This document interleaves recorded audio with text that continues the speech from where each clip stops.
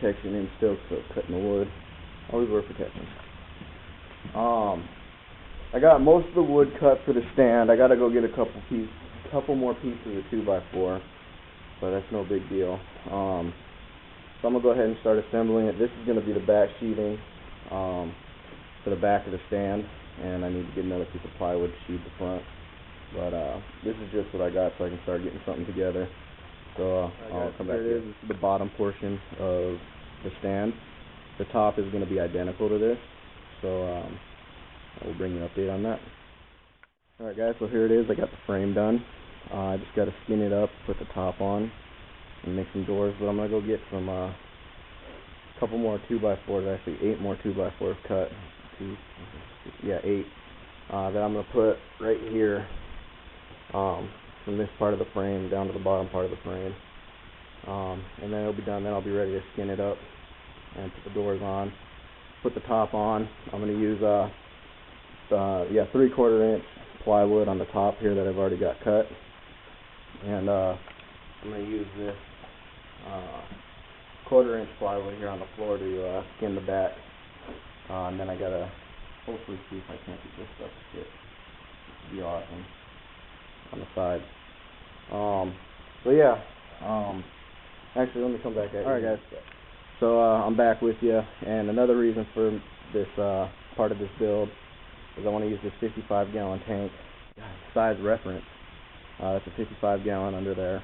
The stand is 36 inches tall, which is going to be good for display tank, and it'll leave me plenty of room under the cabinet to add whatever I need. Protein skimmer is going to fit perfect under here. So yeah, that's pretty much it. Alright guys, so here's the stand for the 125. I got it halfway skinned up right now, so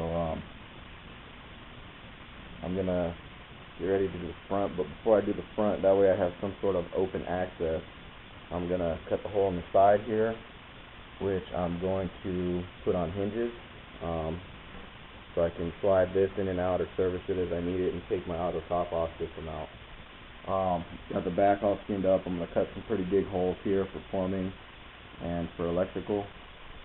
And then I think this side I'm just going to leave completely closed off. Actually, this side is the side I need to cut. I need to remember that.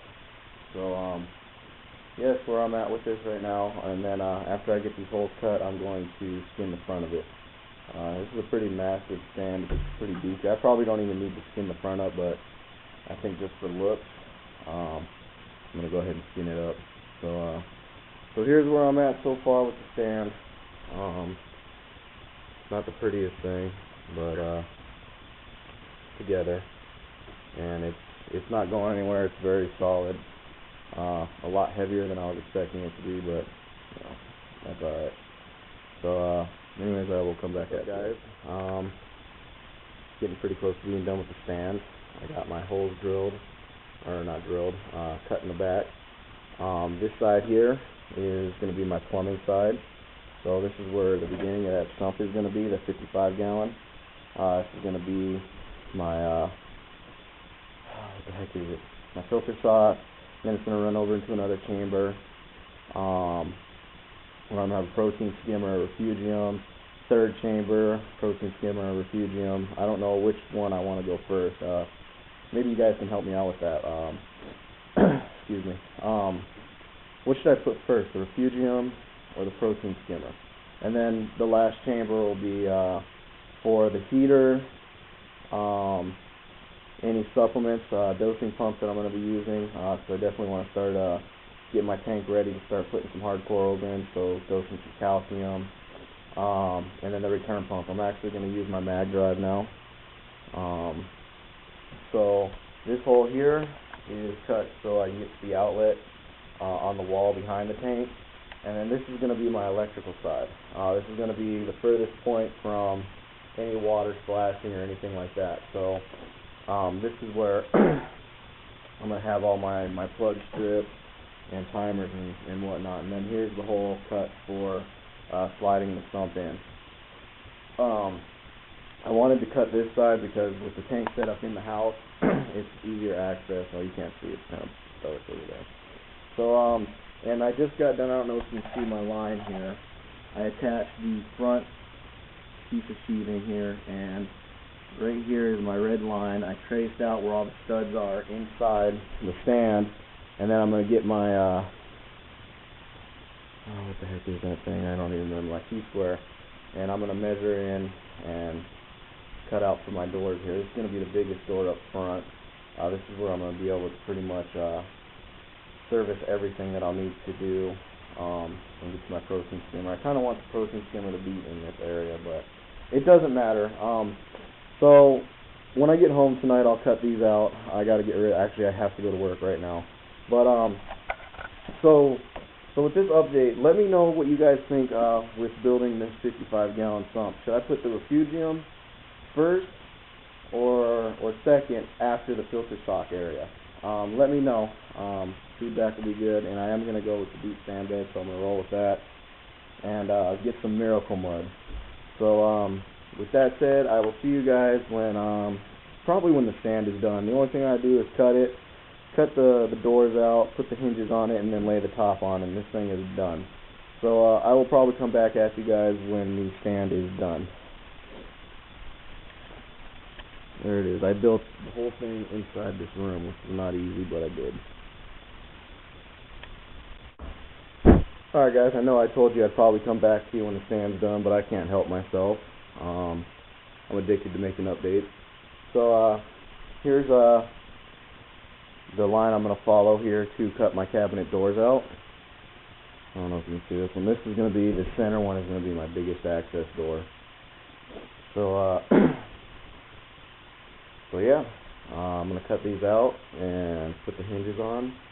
I think I've got the hinges over here. Where did I I've got these type of hinges here. Oh, why is that door shut? I've got these hinges here. So hopefully they're strong enough, but they should be. I don't see why not. So I will come back after the updated stand. I got it outside. The doors, the holes for the doors cut. Got the top on. Used 5/8 on top. Used 1/4 inch all the way around to skin it, and used 5/8 on the bottom. Obviously, as you can tell, carpentry is not my first suit, but I feel like I did all right. All of the center braces are like 3 times supported by 2x4s. There's a 2x4 on the outside here. There's a 2x4 directly underneath the cross brace, and then there's that 2x4 right here, which pretty much acts as a screw strip for the other two. And it's like that on all 4 corners. Obviously I showed you how I built the actual frame part of it. And how this stand is going to work is there's no weight that's going to be on these 2x4s really. All the weight is going to be on this 2x4 and on the 2x4 facing the outside, which I got the skin over it.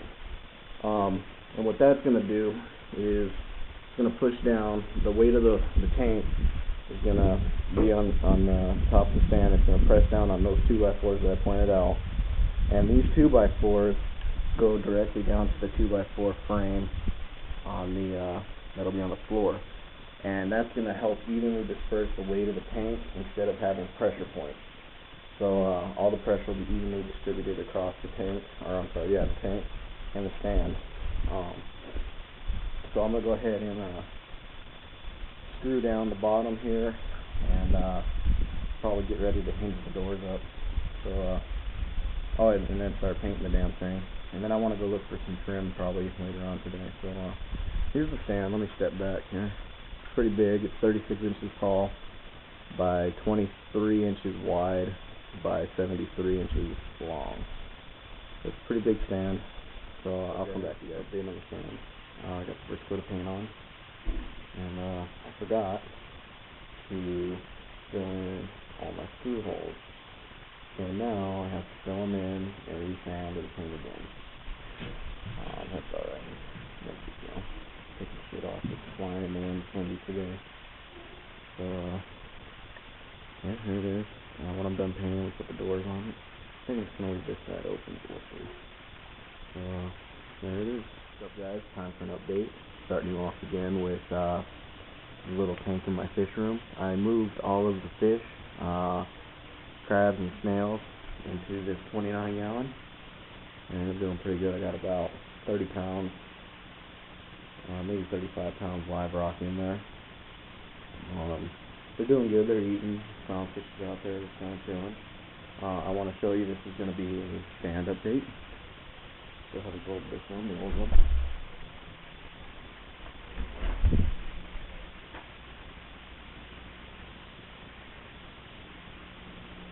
Here's the new stand. I got it inside. I got it partially painted. And I figured I'll finish painting it inside since I had the help tonight to move it in. And I got the tank back on it. Got the holes drilled. There's my 2 drains, and here's my return. The returns are going to be 3/4. The drains are 1 inch. So yeah, I mean, not really much to say. Stand is in here.